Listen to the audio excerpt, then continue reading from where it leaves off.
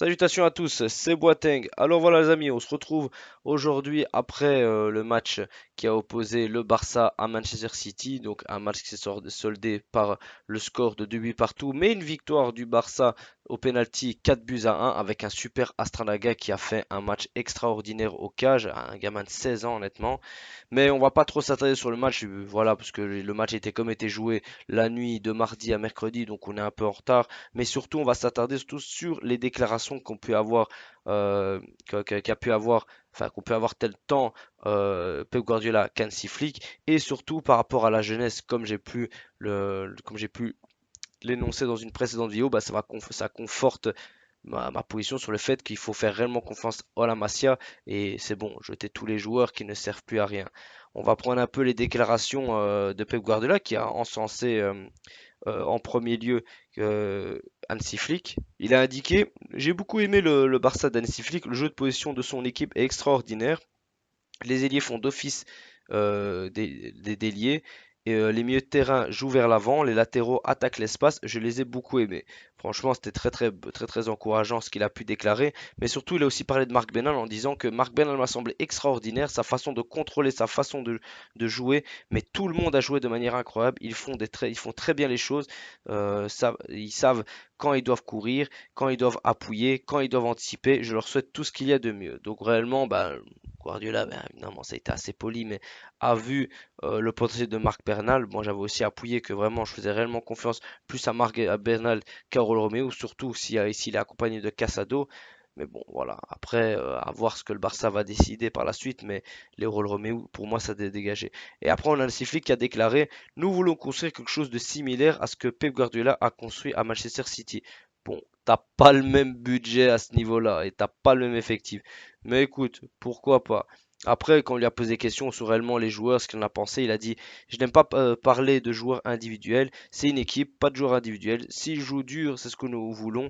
Nous voulons être une équipe qui se bat. Il y a des situations où ils se sont battus, ont travaillé. Je voulais travailler pour l'équipe. Je suis fier des jeunes joueurs. Nous avions également un gardien fantastique. Nous formions une équipe et Ander était également important au tir au but, donc Astralaga. Et après, il déclare: la semaine prochaine, nous serons tous ensemble. Je serai heureux de retrouver tous les joueurs.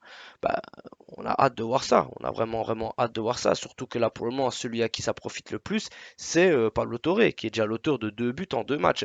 D'ailleurs, il a même déclaré que Al-Sifik est très proche des joueurs. Nous sommes très contents de lui. Il semble être un bon gars. Il ne m'a encore rien dit sur mon avenir. Là, on est d'accord pour dire que Pablo Torre, bon, pour moi, il doit rester. Pour le moment, ça va. Ce qui est bien, c'est qu'il n'a pas réellement eu de gros impacts négatifs par rapport à sa douleur à sa jambe. Donc ça, c'est très positif à ce niveau-là. Donc il devrait être présent pour le prochain match. Michael Faye aussi. Mais là, on a vu vraiment beaucoup de la part de la jeunesse. Franchement, ça a été très combatif, honnêtement. Les phases étaient très intéressantes, même comme Pau Victor qui met un super but sur une passe de très belle passe de Pablo Torre. Donc voilà, à voir par la suite. Mais là, la jeunesse porte le Barça, même si c'est qu'un premier match, mais on n'aura pas trop le choix vu le mercato catastrophique qui nous est proposé pour le moment. J'ai pas une grande confiance pour vraiment l'ajout de nouveaux joueurs et le soutien même de la part de la direction. Donc il va falloir compter sur la Masia et la Masia commence déjà à faire le taf et à montrer de ce dont ils sont capables. En tout cas, Pau Victor a été élu homme du match. Il a vraiment été très bon dans la rencontre face à City. Asran Laga, lui aussi, a été impressionnant au tir au but. Mais bon, je pense pas qu'il va jouer énormément de matchs cette saison. Mais qui sait, il pourrait peut-être remplacer Iñaki Peña.